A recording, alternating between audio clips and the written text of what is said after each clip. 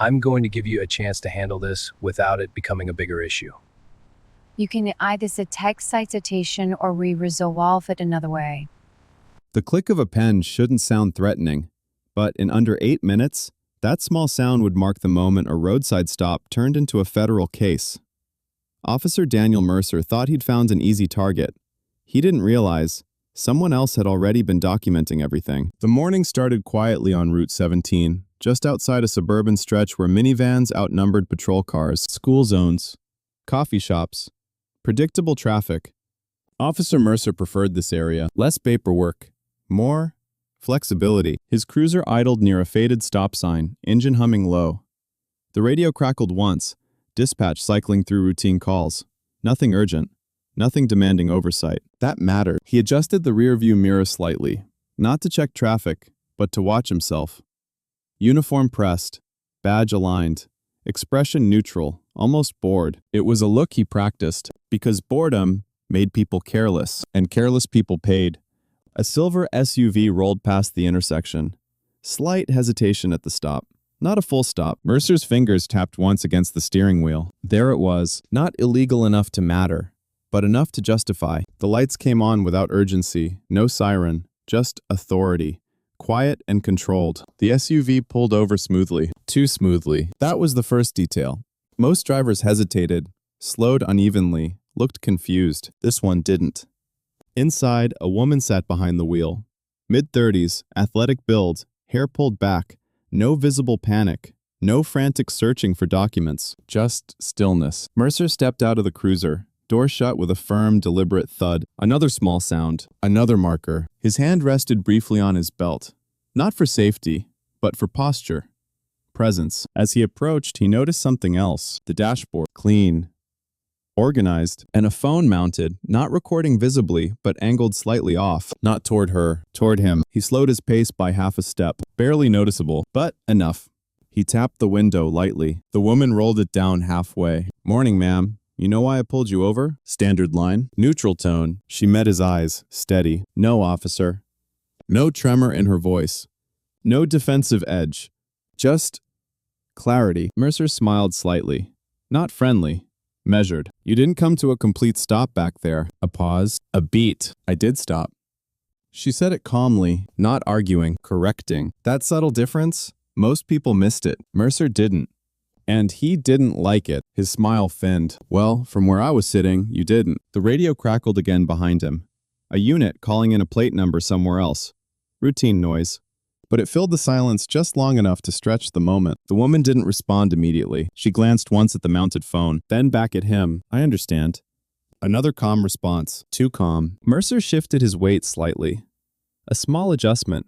But it changed his tone. "License and registration." She handed them over without hesitation. No fumbling, no delay. Another detail. Her name read Elena Carter. Mercer's eyes paused on it for half a second longer than necessary. Something about it felt familiar. Not enough to place, but enough to register. He stepped back toward his cruiser, documents in hand. The wind picked up slightly, brushing against the side of the vehicle. A loose receipt on his dashboard fluttered. Another small movement. Another detail. Inside the cruiser, Mercer ran the license through the system. Green light. No warrants. Clean record. Of course. That made it easier. He leaned back slightly, thinking, then forward again. Decision made. When he returned, his tone had shifted. Subtle, but sharper. "I'm going to give you a chance to handle this without it becoming a bigger issue." There it was. Not a ticket, not a warning, an opening. Elena didn't respond immediately. Her eyes flicked, just once, toward the phone again. Then back to him. "I'm not sure what you mean." Mercer leaned in slightly toward the window, voice lower now. Controlled. "Some people prefer to take care of things here. Saves time. Keeps your record clean." A car passed behind him. Tires against asphalt. A soft hiss. The world kept moving, but inside that moment, something shifted. But her posture did, just slightly. Straighter. More alert. The silent shift. Mercer did not yet. Instead, he mistook her stillness for uncertainty. And that was the second mistake, because what he thought was hesitation was actually observation. A beat passed. Then she spoke. "Officer, are you asking me for something specific?" The question was simple, but precise. Too precise. Mercer exhaled slowly. Not annoyed. Not yet. Just adjusting. "You can either take the citation or we resolve it another way. He let the sentence hang. Incomplete. Intentional. The radio crackled again, louder this time. Unit 12, confirm location. Mercer didn't respond, didn't move, because right now, this mattered more. Elena nodded slowly, as if processing, as if deciding, but her eyes had already changed, focused, measuring, and just for a fraction of a second, she glanced at the mounted phone again. That tiny detail, the angle, the stillness, the fact that it had never moved. Mercer still didn't see it, but that was the third mistake. Some encounters feel routine, predictable, controlled, but sometimes, control is only an illusion, and sometimes, the person sitting quietly in the driver's seat isn't the one being evaluated. If you've ever seen a situation that didn't feel right, but couldn't explain why, you already understand this moment because something here was off and it was about to matter. Mercer straightened up, ready to push further. But behind him, unnoticed, a second patrol car slowed, just slightly, as it passed. Not stopping, just observed. Another detail, another threat, and none of it had connected yet. He leaned back toward the window. Last chance to make this simple. And this time, Elena Carter smiled. Not nervously, not politely, but like someone who had just confirmed something important. That was the moment the situation stopped being routine, even if Mercer didn't realize it yet. Elena's smile was small, controlled, the kind of smile that didn't signal fear, or compliance, or even irritation. It signaled recognition, like she had just heard exactly what she needed to hear. Mercer noticed the smile, but read it the wrong way. He took it as resistance, the soft kind he'd seen before. Suburban drivers, professionals, people who thought staying calm would somehow change the math at the side of the road. Usually, it didn't. He shifted his stance, one hand near the edge of the window frame, and lowered his voice another degree. "I'm trying to help you out." That phrase landed with the practiced weight of something he'd said many times. Not rehearsed. Worse. Natural. A pickup truck moved past in the left lane, buffeting the SUV with a quick rush of air. Elena didn't flinch. Her left hand stayed on the wheel. Her right hand remained in plain view near the center console. No sudden movement, no panic, just stillness. And now, Mercer could feel it pressing back on him. She looked at him the way people look at a form they've already decided not to sign. "What exactly are you offering?" she asked. Again, simple. Again, precise. The question forced definition. Mercer didn't like that. He preferred vagueness, suggestion, the little corridor where people filled in the threat themselves. He straightened, letting a beat of silence do some work for him. "A warning," he said, "depending on how cooperative you want to be." There it was, cleaner now, less deniable. Elena tilted her head slightly.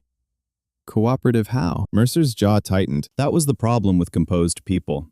They didn't resist in a way he could use. They made him say more. Made him cross the line under his own power. Behind him, his cruiser radio chirped again. 2 short bursts, then dispatch cutting through static. Unit 12, status check. Mercer clicked his shoulder mic without taking his eyes off Elena. Traffic stop. Route 17 near Briarwood. Stand by. His tone was flat. Routine. But the fact that dispatch had checked on him this early was unusual. Not alarming, just earlier than normal. A tiny disruption, a tiny note in the background. He ignored it. Then he looked back down at the documents in his hand. "Elena Carter," he said. "You live in Westfield?" "Yes." "You headed somewhere with the kids?" He glanced toward the back seat. Cleats. A blue duffel bag. Half-zipped. Shin guards peeking out. A water bottle rolling gently with each passing vibration from the road. Soccer practice. Or a game. The image wrote itself. Normal mother. Normal day. Mild inconvenience. Easy pressure point. Elena followed his glance but didn't turn around. "My daughter has training in 20 minutes. Mercer nodded, as if that confirmed something. "Then I'd suggest you don't make this harder than it needs to be." The phrasing was subtle, but not subtle enough. Elena looked past him for the first time, toward his cruiser, then back to his badge, then back to his face. She wasn't intimidated. She was cataloging. Small detail. Nameplate. Mercer. Body cam mounted. Cruiser unit number visible on the rear quarter panel. The angle of his left sleeve where the mic wire pulled slightly against the fabric. The narration of the moment had started changing, even if he couldn't hear it yet. "Officer Mercer," she said, and the use of his name made his posture stiffen almost invisibly. "Are you issuing a citation, or are you asking me to pay you?" There it was. Clean. Direct. On record if anything was recording. Mercer felt heat rise into his neck, not panic. Annoyance. This was the point where most people backed off, laughed nervously, pretended they misunderstood. They gave him an exit. She didn't. He leaned closer, enough for the body cam angle to become questionable, enough for his voice to drop beneath the easy range of passing traffic. Watch how you phrase things. A motorcycle roared by, briefly swallowing the silence. When it passed, Elena was still looking at him, not defiant, not emotional, still measuring. That steadiness began to bother him in a way he couldn't explain. He'd seen attorneys get sharp. He'd seen angry husbands step out of trucks and puff themselves up. He'd seen entitled people threaten complaints. This was different. No bluff, no performance. Just a woman in a parked SUV, listening carefully while he built his own problem sentence by sentence. He took half a step back and changed tactics. "All right," he said, louder now, restoring the official tone. "Step out of the vehicle." Elena's eyes narrowed by a fraction. "For what reason?" "Step out of the vehicle, ma'am." "Am I being detained?" Now his irritation surfaced fully. Not in volume, in rhythm. "I'm giving you a lawful order." The words came fast this time, sharp edges. A passing driver turned their head briefly, sensing the shift in tone, then kept going.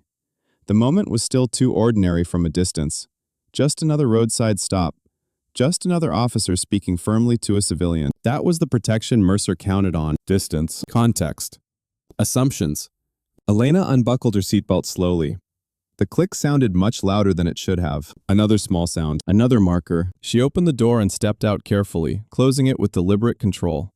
She wore running shoes, dark athletic leggings, and a gray zip-up pullover with no logos except a small stitched emblem near the cuff. So subtle Mercer barely noticed it, but later, someone would. She stood beside the SUV, calm and upright, keeping a respectful distance. "What is the basis for detaining me?" she asked. Mercer held her license and registration just out of reach. "You failed to stop, and now you're being argumentative. I asked you a question, and I gave you instructions." The radio gave another crackle. Then silence. Somewhere down the line, another unit acknowledged a call. Faint. Unrelated. But the sound threaded through the stop like static before a storm. Mercer motioned toward the rear of the vehicle. "Turn around." Elena's gaze hardened. Not emotionally, but analytically. Like she had just watched a spreadsheet formula resolve exactly as expected. "Are you placing me in cuffs?" "If you don't comply, yes." That answer hung there. Too fast. Too aggressive. Poorly justified. A procedural slip. Minor on its face. Heavy in context. Elena inhaled once. Slow and measured. Then she said the one thing Mercer least expected. "Then I want it clear that I have not resisted you in any way." Mercer frowned. "What?" "I have followed every instruction you've given. I want that clear." For the first time, something uncertain moved behind his eyes. Because innocent people often argued, angry people protested, scared people cried, but people who carefully established the record in real time? That was different. That belonged to another world. Courts, depositions, interviews, investigations. He covered the hesitation with force. "Hands behind your back." Elena complied. No flinch, no jerk, no verbal fight. The cuffs closed around her wrists with a hard metallic snap. That sound changed everything, because once cuffs go on, the story gets harder to walk back. Mercer guided her toward the rear passenger side of the cruiser. His grip on her elbow was firmer than necessary. He knew it. So did she. A woman loading groceries into a car 2 storefronts away paused and watched for a second, then looked away. A landscaper's truck rolled through the intersection. Somewhere nearby, a leaf blower whined to life. Life kept moving. That was the eerie part. For Mercer, moments like this always felt insulated, like the badge created its own weather system. Inside it, rules bent.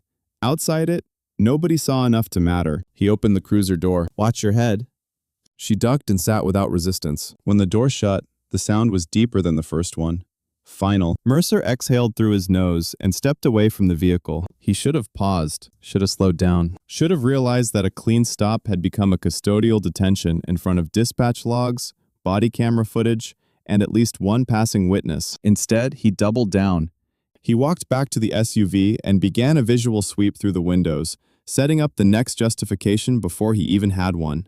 Search language, officer safety language, anything he could attach to the escalation after the fact. His reflections shifted across the glass, and there, near the center console, half covered by a folded receipt and a set of keys, sat a slim black device no bigger than a pack of gum.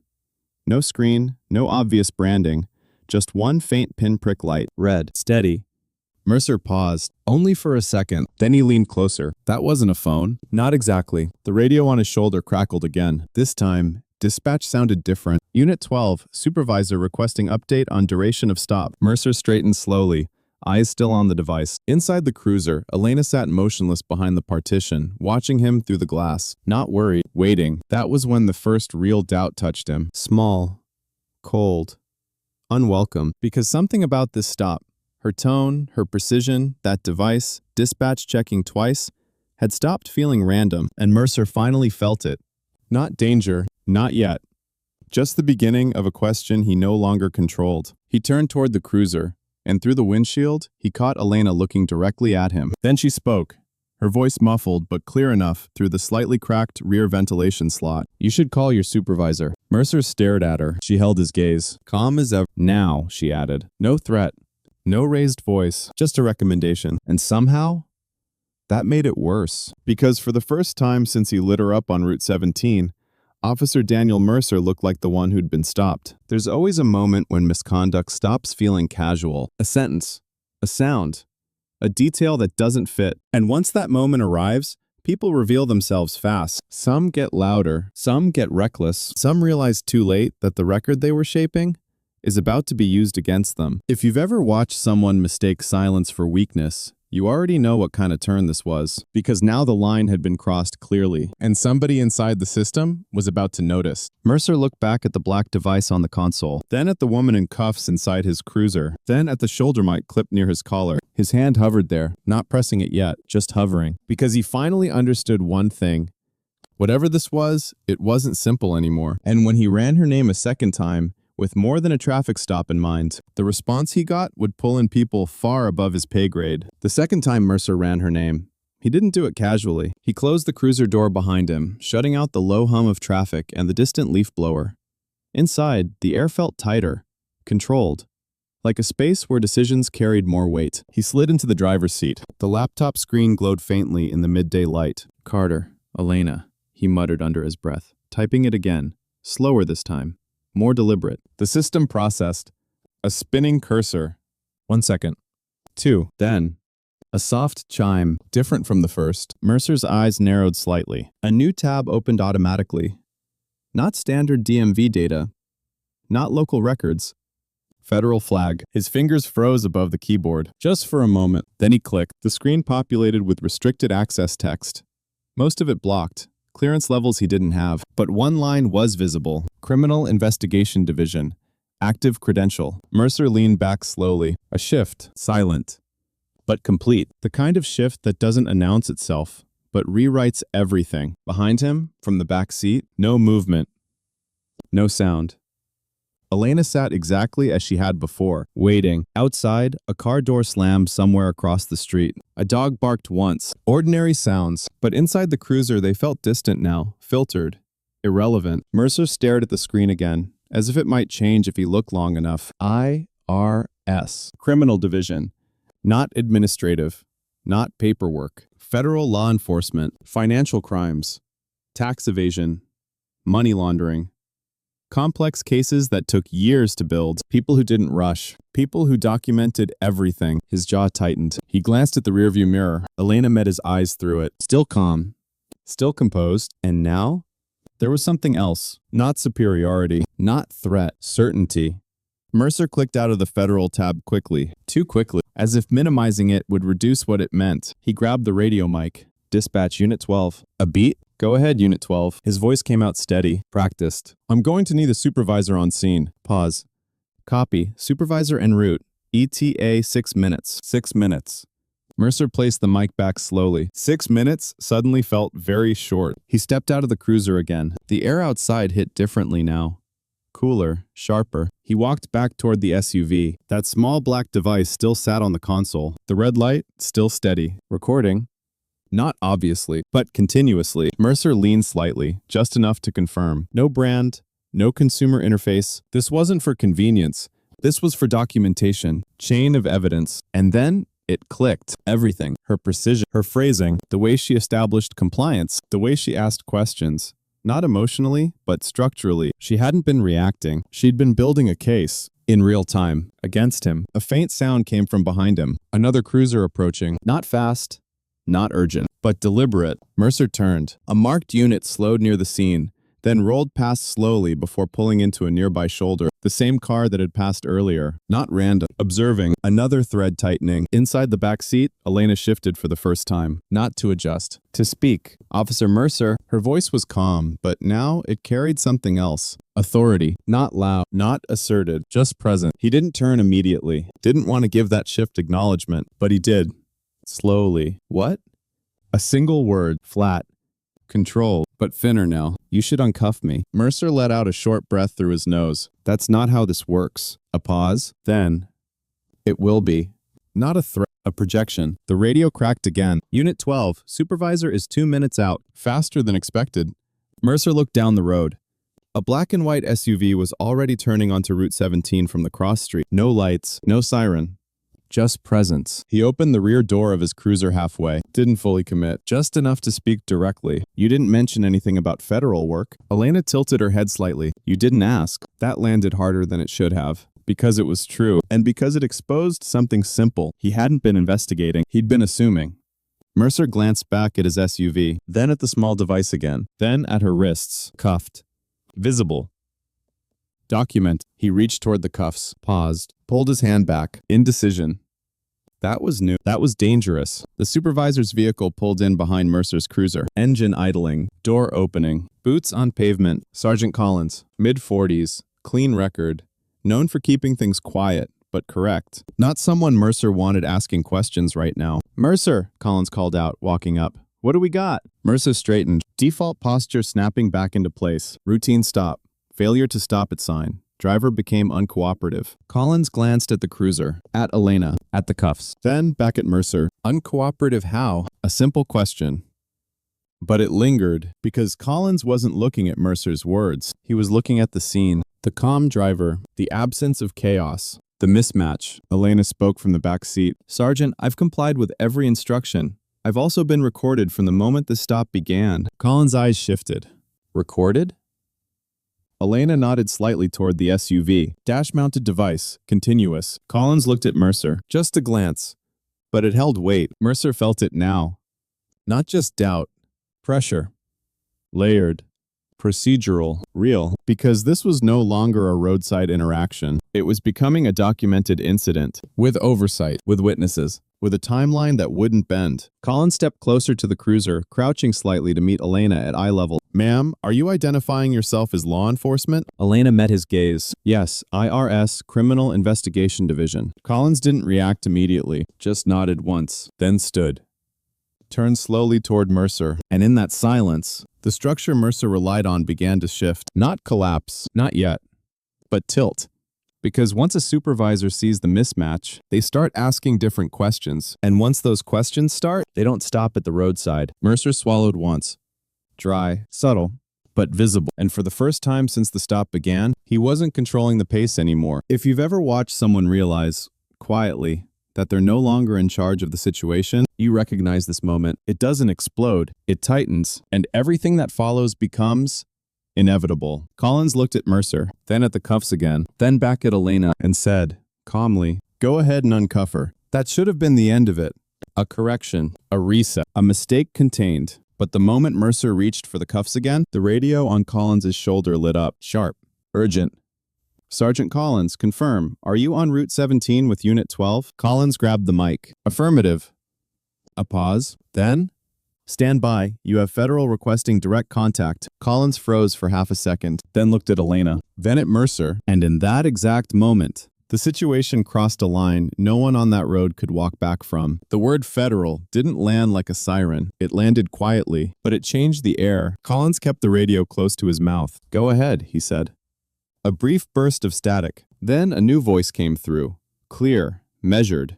Not from local dispatch. Sergeant Collins, this is Special Agent Rivera, IRS Criminal Investigation. We need confirmation of the detained individual's status. Collins' eyes moved slowly toward Elena, then to Mercer, then back to the mic. She's currently detained, Collins replied. In cuffs. A pause. Not long, but long enough. Understood, Rivera said. We are requesting immediate release and preservation of all on-scene recordings. Not asking, not negotiating, requesting, in a tone that assumed compliance. Mercer felt something shift in his chest. Not panic, not yet, but the structure he'd been standing on. Authority, discretion, control. It was being replaced, piece by piece, by procedure, by oversight, by people who didn't need his version of events. Collins lowered the radio slowly, then looked directly at Mercer. Take the cuffs off. This time, there was no space between the words, no room for interpretation. Mercer stepped toward the cruiser door. His hand reached for the handle, paused, then opened it. The hinge creaked slightly. A small, ordinary sound that now felt amplified. Elena turned her head just enough to follow his movement. Still calm, still watching, as if she'd already seen this outcome. The cuffs came off with a sharp metallic click. One side, then the other. Mercer didn't say anything, didn't offer explanation, didn't try to reframe it, because there wasn't a version of this that worked in his favor anymore. Elena stepped out of the cruiser, slowly, deliberately. She rolled her wrists once, checking circulation. No dramatics, no anger, just resetting. Collins stepped in. Ma'am, I'm Sergeant Collins. I need to understand what happened here. Elena nodded. You will. But first, I need both of you to be aware. This stop has been fully documented. She glanced toward her SUV. That includes audio, video, and time-stamped interaction logs. Collins followed her gaze. The small black device. The red light still steady, recording. Mercer looked at it again. But now, it wasn't just a detail. It was evidence. Elena continued. I identified the moment Officer Mercer initiated an implied solicitation. I clarified twice. I complied with all instructions. I was detained without legal basis. Each sentence landed clean, structured, like it had already been written down somewhere, because in a way, it had. Collins turned his head slightly toward Mercer. Not sharply, not accusing, but assessing. Mercer, is that accurate? There it was. The question that mattered, not shouted, not forced, just placed. And now, everything depended on how he answered. Mercer opened his mouth, closed it, looked briefly toward the road.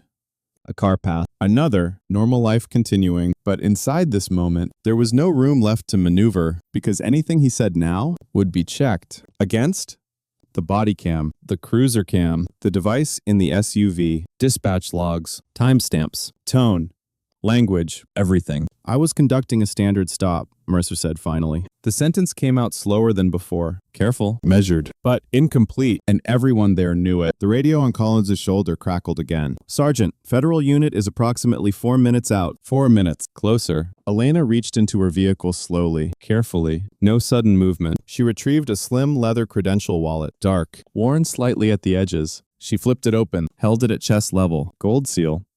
Identification, name, division. Collins stepped closer. Read it. Nodded once. That was enough.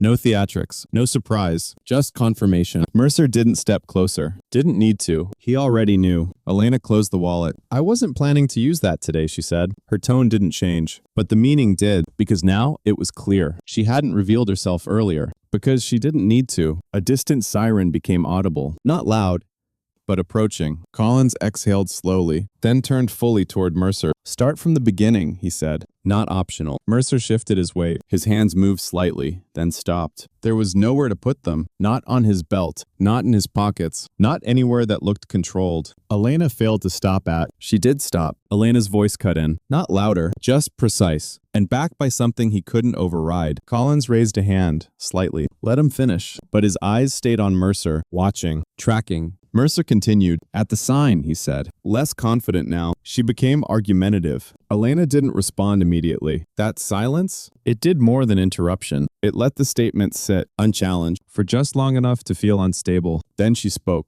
I asked him to clarify what he was implying. Another clean sentence. Another piece placed on record. Collins looked between them, then back toward the SUV, then down at the ground briefly. Processing. The approaching siren grew louder. Closer now. Another vehicle pulling into the equation. This was no longer a conversation. It was the beginning of a review, and Mercer felt it. Fully now. Not as depth, not as pressure, but as something final, because once Federal stepped onto the scene, the timeline would lock, the evidence would consolidate, and the version of events he'd relied on before would stop mattering. If you've ever seen Control Shift without a single raised voice, you recognize this, because nothing dramatic happened. No shouting, no sudden arrests, just authority. Changing hands. Elena stepped back slightly, giving space, not retreat, just positioning, like someone used to letting processes unfold. Collins spoke again, quieter now. Mercer, did you request money? The question landed clean. No extra words. No buffer. Mercer didn't answer immediately. And that hesitation, that fraction of a second, was louder than anything he could have said. The second patrol unit pulled in fully behind them. Engine idling. Doors opening. More eyes. More presence. And in the distance, another vehicle, unmarked, dark, moving with intent. That was when the realization finally settled in. Not all at once, but completely. This stop was no longer his. The unmarked vehicle didn't arrive fast. It arrived with intention. No lights. No urgency. Just certainty. It rolled to a stop behind the second patrol unit. Engine cut. Doors opened almost in sync. Two individuals stepped out, plainclothes, dark jackets, badges clipped, not displayed. They didn't rush, didn't need to, because by the time Federal shows up, quietly, the outcome is usually already decided. Mercer watched them approach, and for the first time, he didn't try to control the scene. He couldn't. Collins stepped forward to meet them halfway. A brief exchange, low voices, names, credentials, no introductions needed beyond that. Then one of the agents, Rivera, looked past Collins, directly at Mercer, not aggressively, not emotionally, just directly, like reading a file in human form. Elena remained near her SUV, arms relaxed at her sides. No movement, no interference, because this part wasn't hers anymore. Rivera spoke first. Officer Mercer, not a question. Mercer nodded once. We're going to need all recording devices secured, body cam, cruiser cam, and anything associated with this stop. His tone was calm, professional, but absolute. Mercer reached slowly toward his chest, pressed the body cam release. The small click echoed louder than it should have. Another sound, another marker. The second agent moved toward the cruiser, already working, already documenting. No wasted motion. Collins stood slightly off to the side now, not leading, not intervening, because once Federal takes position, local authority shifts to support, not command. Rivera glanced toward Elena briefly. A small nod, acknowledgement. Professional. Then back to Mercer. Before we proceed, I'm going to ask you directly. Did you request compensation in exchange for not issuing a citation? The same question Collins asked, but now, different weight, different consequences. Mercer's throat tightened. His mind moved quickly now, reconstructing, reframing, searching for language that could survive what was coming. Because this wasn't about the moment anymore. It was about the record. I was explaining options, he said. Carefully, too careful. Rivera didn't respond immediately. He let the sentence sit, measured it. Then, we'll review that. Not disagreement, not agreement, just inevitability. Behind them, the second agent opened Mercer's cruiser door. Laptop still active, screen still visible, Federal flag still logged. Got a CID hit here, the agent said. Simple. But it landed. Rivera nodded once. Preserve that session. Mercer closed his eyes briefly. Just a fraction. Because now, it wasn't just what he said, it was what he accessed. When? And why? Elena stepped forward slightly, not into the center, just enough to be heard clearly. There's also a secondary recording device in my vehicle. Continuous capture since before the stop. Rivera nodded. We'll collect it. That small black device, the one Mercer barely noticed at first, was now central. The agent approached the SUV, careful, gloved. Documenting before touching, because chain of custody mattered now. Every second, every angle, every interaction. Mercer watched it happen, piece by piece, detail by detail, and something inside him shifted again. Not denial, not yet, but the beginning of collapse. Because this wasn't chaos. This wasn't accusation. This was process. And process doesn't stop once it starts. A third unit arrived. Not patrol. Internal affairs. Marked differently. Subtle, but unmistakable if you knew what to look for. Collins exhaled quietly. That part, he hadn't called. Which meant this had already moved beyond the scene. Rivera turned back to Mercer. We're going to need you to step aside. Not aggressive, but fine. Mercer moved 2 steps. Then stopped, because there was nowhere else to go. Behind him, the agents continued, collecting, logging, photographing, timestamps, positions, audio sync. Elena stood quietly, watching, not satisfied, not vindictive, just observing, like she had from the beginning, because this was never about the stop. It was about the pattern. Rivera spoke again, this time lower. For your awareness, this interaction will be reviewed alongside prior complaints and activity logs. There it was. The expansion. Mercer's head turned slightly. Prior complaints? The question slipped out, uncontrolled. Rivera didn't answer directly. We'll be thorough. That was enough, because if there were patterns, if there were other stops, other options, other drivers who didn't push back, then this moment wasn't isolated. The internal affairs officer stepped in, quiet, professional. Officer Mercer, You're being placed on administrative leave pending investigation. No emotion, no emphasis, just procedure. Mercer nodded once, but it wasn't agreement. It was recognition, because now the structure had fully shifted. His badge still sat on his chest, but it didn't carry the same weight anymore. Not here, not now. If you've ever seen someone realize that the system they relied on is now the system examining them, you know this moment. It doesn't explode. It narrows, tightens, until there's nowhere left to stand. The small sounds returned. Camera shutter, radio static, wind brushing against metal. Ordinary things, documenting something that wasn't ordinary anymore. Rivera gave one final glance toward Elena. "We'll follow up for your statement." She nodded. "Understood."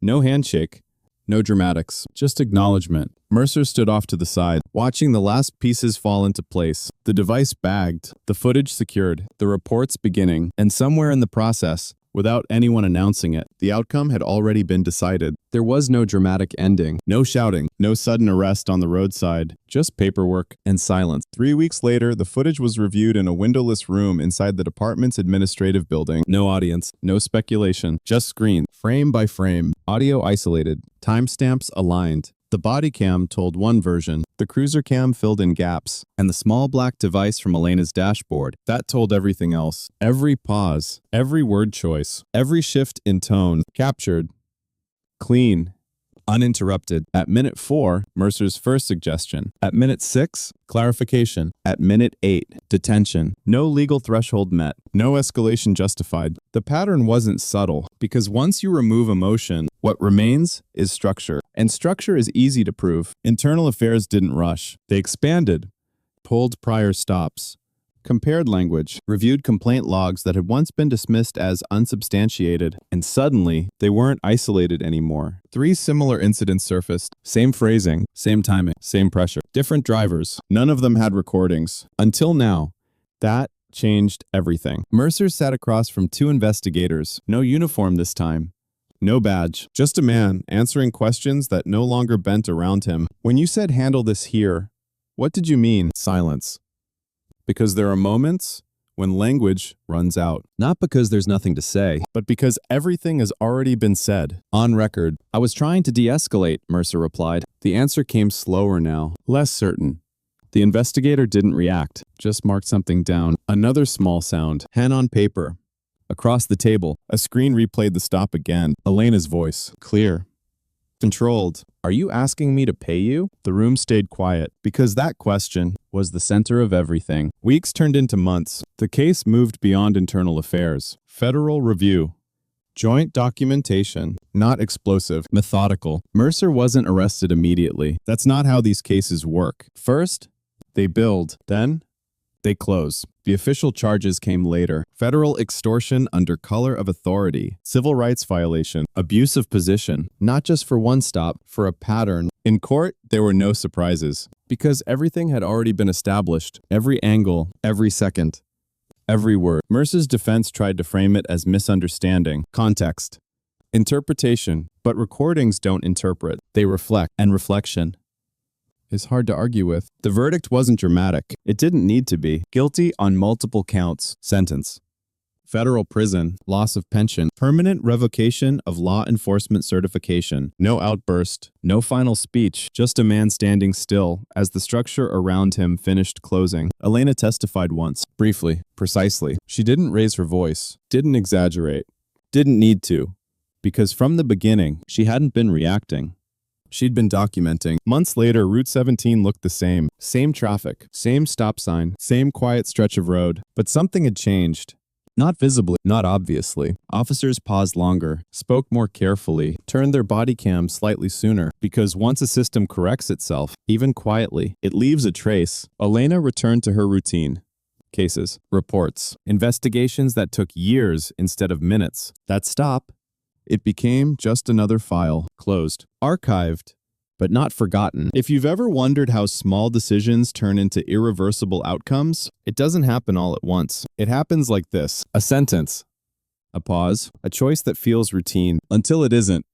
And by the time it's clear, the record is already complete. Not loud justice, not instant karma, just something colder, more precise, inevitable. And maybe that's the part that stays with you. Not the moment it collapsed, But the moment it started, because it always starts smaller than people expect and ends exactly where it was always heading.